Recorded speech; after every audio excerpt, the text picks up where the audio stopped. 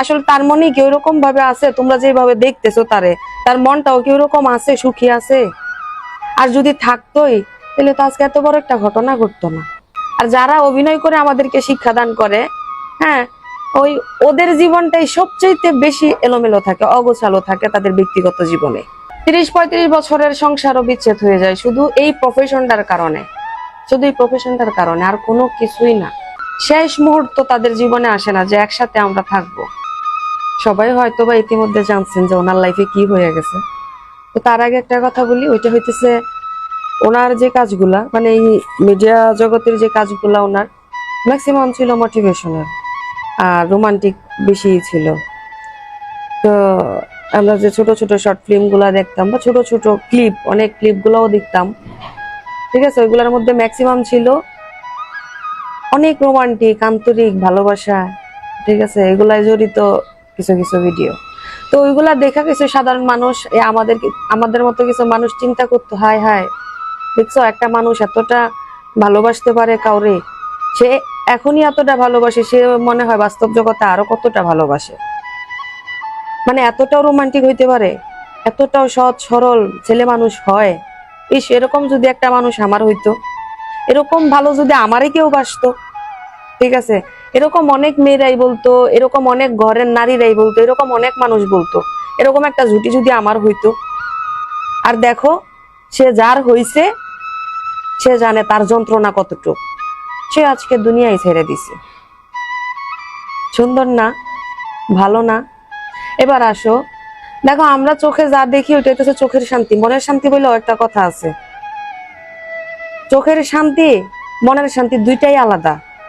এই যে এখন তোমরা আমার ভিডিওটা দেখবা, অনেক কিছু থিঙ্ক করে ফেলবা, 2 মিনিট পরে শেষ। আমি কি বলছি ওইটাও মনে থাকবে না, কিন্তু তোমার ঘরে যে শান্তিটা, তোমার মনে যে শান্তিটা, এটা চিরকাল তোমার মনেই থেকে যাবে।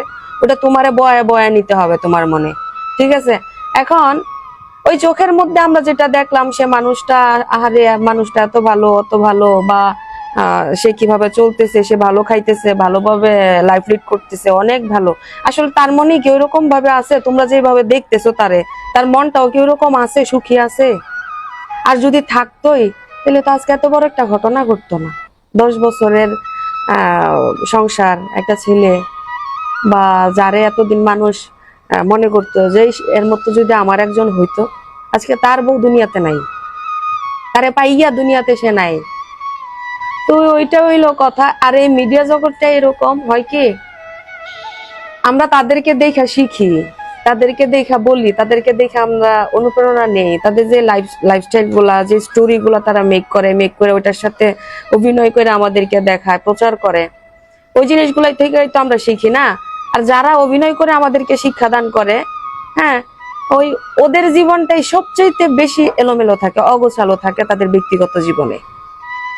এটা তোমরা বিশ্বাস করলে করো, না করলে না, এরকম অনেক দেখছি। দেখো 30-35 বছরের সংসারও বিচ্ছেদ হয়ে যায় শুধু এই প্রফেশনটার কারণে, শুধু এই প্রফেশনটার কারণে, আর কোনো কিছুই না।